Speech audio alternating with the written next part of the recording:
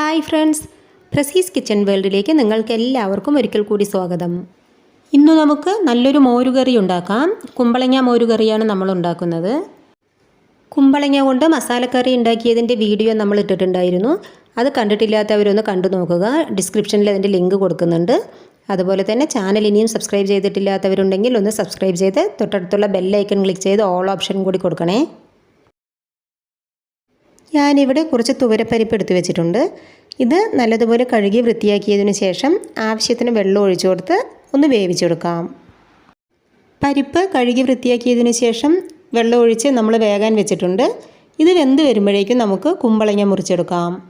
ഈ ചൂട് കാലത്ത് കഴിക്കാൻ പറ്റിയ ശരീരത്തിന് തണുപ്പ് നൽകുന്നൊരു വെജിറ്റബിളാണ് കുമ്പളങ്ങ. കുമ്പളങ്ങ നമ്മളിവിടെ തൊലിയും കുരുവുമെല്ലാം കളഞ്ഞ് കഴുകിയെടുത്തിട്ടുണ്ട്. പരിപ്പ് നല്ലതുപോലെ തിളച്ച് വന്നിട്ടുണ്ട്. ഇത് വെന്തിട്ടില്ല, ഒന്ന് വേകട്ടെ കേട്ടോ. അപ്പോഴേക്കും നമുക്ക് കുമ്പളങ്ങ ഒന്ന് മുറിച്ചെടുത്തിട്ട് വരാം. കുറച്ച് തേങ്ങ ഞാൻ ചിരകി എടുത്തിട്ടുണ്ട്.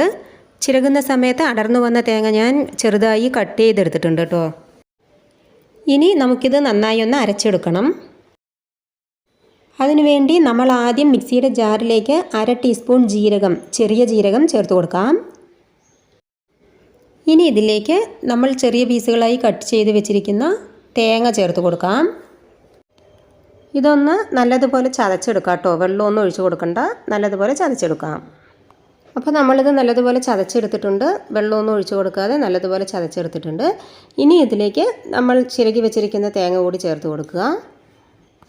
ആദ്യം തന്നെ 2 തേങ്ങയും ഒരുമിച്ച് അരച്ചെടുക്കാൻ നോക്കിയാൽ അത് അരഞ്ഞു കിട്ടില്ല. അതുകൊണ്ടാണ് നമ്മൾ ഈ കട്ട് ചെയ്ത തേങ്ങ ആദ്യം ചതച്ചെടുത്തത് കേട്ടോ. അപ്പോൾ നമ്മൾ ബാക്കിയുള്ള തേങ്ങ കൂടി ഇതിലേക്ക് ചേർത്ത് കൊടുത്തിട്ടുണ്ട്. ഇനി ഇതിലേക്ക് ആവശ്യത്തിന് വെള്ളം ഒഴിച്ചു കൊടുക്കുക. അരയ്ക്കുന്നതിന് ആവശ്യമായ വെള്ളം ഒഴിച്ചു കൊടുത്തിട്ട് നല്ലതുപോലെ ഒന്ന് അരച്ചെടുക്കുക. അപ്പോൾ നമ്മൾ തേങ്ങ അത് നല്ലതുപോലെ ഫൈനായി തന്നെ അരച്ചെടുത്തിട്ടുണ്ട് കേട്ടോ. നല്ലതുപോലെ അരച്ചെടുത്തിട്ടുണ്ട്. ഇനി ചെറിയ കഷ്ണങ്ങളായി മുറിച്ചെടുത്ത് വെച്ചിരിക്കുന്ന കുമ്പളങ്ങ നമുക്ക് പരിപ്പിലേക്ക് ചേർത്ത് കൊടുക്കാം. നമ്മുടെ പരിപ്പ് ഇവിടെ നല്ലതുപോലെ വെന്ത് വന്നിട്ടുണ്ട്. ഇതിലേക്ക് നമ്മൾ കുമ്പളങ്ങ കഷ്ണങ്ങൾ ചേർത്ത് കൊടുക്കാം. അങ്ങനെ പരിപ്പിലേക്ക് നമ്മൾ കുമ്പളങ്ങ ചേർത്ത് കൊടുത്തിട്ടുണ്ട്. ഇനി ഇതിലേക്ക് ഒരു 1/4 ടീസ്പൂൺ മഞ്ഞൾപ്പൊടി ചേർത്ത് കൊടുക്കാം. അതിനുശേഷം 1/2 ടീസ്പൂൺ മല്ലിപ്പൊടി, 1 ടീസ്പൂൺ മുളക് പൊടി എന്നിവ ചേർത്ത് കൊടുക്കുക. മുളക് പൊടി ചേർക്കാതെ പച്ചമുളക് ചേർത്തിട്ടും നമ്മൾ വെക്കാറുണ്ട്. അത് വേറൊരു വീഡിയോയിൽ ചെയ്യാം. ഇനി ഇതിലേക്ക് ആവശ്യത്തിന് ഉപ്പും കൂടി ചേർത്ത് കൊടുക്കുക. കുമ്പളങ്ങ വേകാൻ ആവശ്യമായ വെള്ളവും കൂടി ഒഴിച്ചു കൊടുത്തതിന് ശേഷം ഇത് നല്ലതുപോലെ ഒന്ന് ഇളക്കി യോജിപ്പിക്കുക.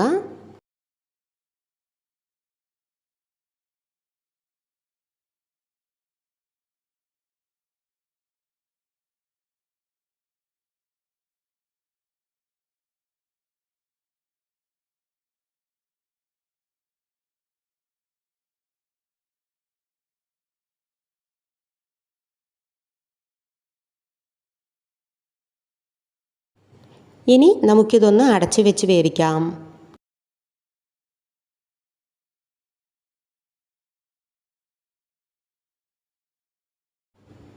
ഇടയ്ക്കിടയ്ക്ക് പാത്രം തുറന്ന് ഇളക്കി വിടണം, ഇല്ലെങ്കിൽ കരിയും. ഇപ്പോഴിത് വെന്ത് വരുന്നുണ്ട്. മുഴുവനായിട്ടും വെന്തിട്ടില്ല, ഒരു 3/4 വേവോളം ആയിട്ടുണ്ട്.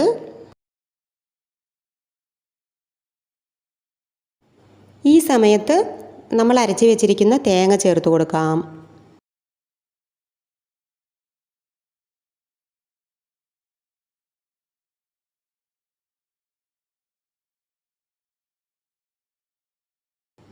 നമ്മൾ തേങ്ങ അരച്ചത് ചേർത്ത് കൊടുത്തിട്ടുണ്ട്. ഇതിലേക്ക് കുറച്ചുകൂടി വെള്ളം ഒഴിച്ചു കൊടുക്കണം. അത് നമുക്ക് മിക്സിയുടെ ജാറിലേക്ക് തന്നെ കുറച്ച് വെള്ളം ഒഴിച്ചിട്ട് ഒന്ന് ഒഴിച്ചു കൊടുക്കാം.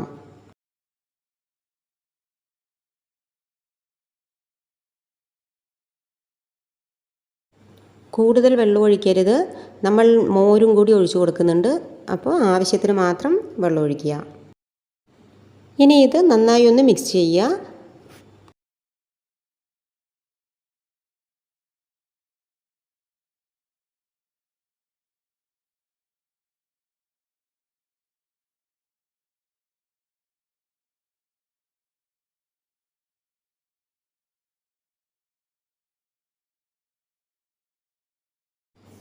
ഇനി ഇതൊന്ന് തിളച്ച് വരണം. അതിനുവേണ്ടി നമുക്ക് ഇതൊന്ന് അടച്ച് വയ്ക്കാം.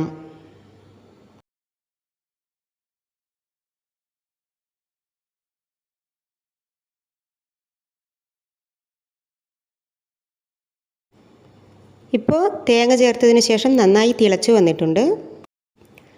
കുമ്പളങ്ങ കഷ്ണങ്ങളൊക്കെ നല്ലതുപോലെ വെന്ത് വന്നിട്ടുണ്ട്. ഈ സമയത്ത് നമുക്ക് മോര് ചേർത്ത് കൊടുക്കാം. അതിനുവേണ്ടി ഞാനിവിടെ കുറച്ച് തൈര് എടുത്ത് വെച്ചിട്ടുണ്ട്.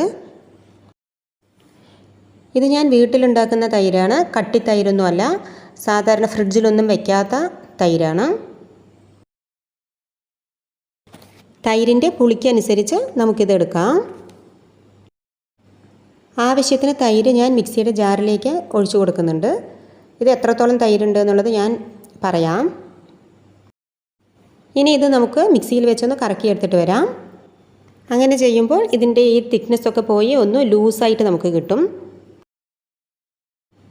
തൈര് നമ്മൾ മിക്സിയുടെ ജാറിൽ ഒഴിച്ചു കൊടുത്ത് ഒന്ന് കറക്കിയെടുത്തിട്ടുണ്ട്.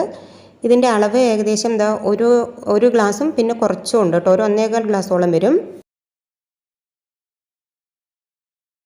ഇത് നമുക്ക് കറിയിലേക്ക് ചേർത്ത് കൊടുക്കാം.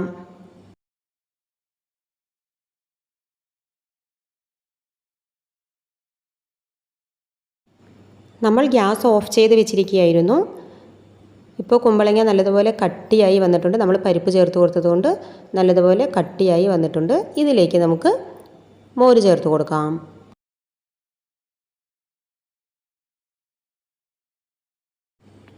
നമ്മൾ തൈര് മിക്സിയുടെ ജാറിൽ വെച്ച് അടിച്ചെടുത്തില്ലേ, അതിലേക്ക് തന്നെ ഒരു 1/2 ഗ്ലാസ് വെള്ളം കൂടി ഒഴിച്ചു കൊടുത്തിട്ട് ഒന്നുകൂടി ഒന്ന് അടിച്ചെടുക്കുക. എന്നിട്ട് ആ വെള്ളം കൂടി ഇതിലേക്ക് ഒഴിച്ചു കൊടുക്കുന്നുണ്ട്. നല്ലതുപോലെ ഒന്ന് ഇളക്കി യോജിപ്പിക്കുക.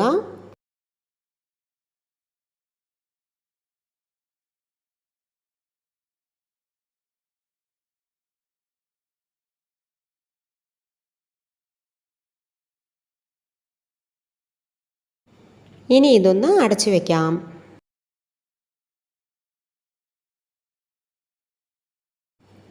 അപ്പോൾ കുമ്പളങ്ങയിൽ മോരൊഴിച്ചു കൊടുത്തതിന് ശേഷം നല്ലതുപോലെ തിളച്ച് വന്നിട്ടുണ്ട്. ഇനി കറിയൊന്ന് താളിച്ചെടുക്കാം. അതിനുവേണ്ടി ഒരു പാത്രം ഗ്യാസിൽ വെച്ചിട്ടുണ്ട്. ഇത് ചൂടായി വരുമ്പോൾ താളിക്കുന്നതിനാവശ്യമായ എണ്ണ ഒഴിച്ചു കൊടുക്കുക. എണ്ണ നന്നായി ചൂടായി വരുമ്പോൾ കുറച്ച് കടുക് ചേർത്ത് കൊടുക്കുക. കടുക് നന്നായി പൊട്ടിയതിന് ശേഷം കുറച്ച് കറിവേപ്പില ചേർത്ത് കൊടുക്കുക.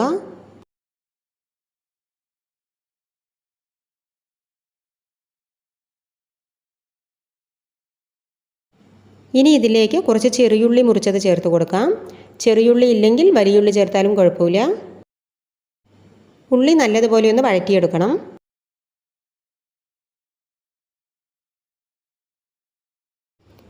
ഇപ്പോൾ നമ്മുടെ ഉള്ളി നല്ലതുപോലെ വഴന്നു വന്നിട്ടുണ്ട്. ഇത് നമുക്ക് കറിയിലേക്ക് ചേർത്ത് കൊടുക്കാം.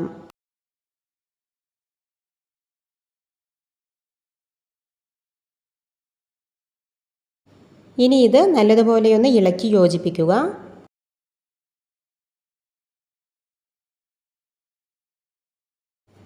അപ്പോൾ നമ്മുടെ മോരൊഴിച്ച കുമ്പളങ്ങ കറി ഇവിടെ റെഡി ആയിട്ടുണ്ട്. ഇത് വളരെ സിമ്പിളായിട്ട് ചെയ്തൊരു കറിയാണ്. നിങ്ങളെല്ലാവരും ട്രൈ ചെയ്ത് നോക്കണം. ഇഷ്ടമായാൽ ലൈക്ക് ചെയ്യാനും ഷെയർ ചെയ്യാനും മറക്കരുത്. വീണ്ടും നല്ലൊരു റെസിപ്പിയുമായി നമുക്ക് കാണാം. Bye bye.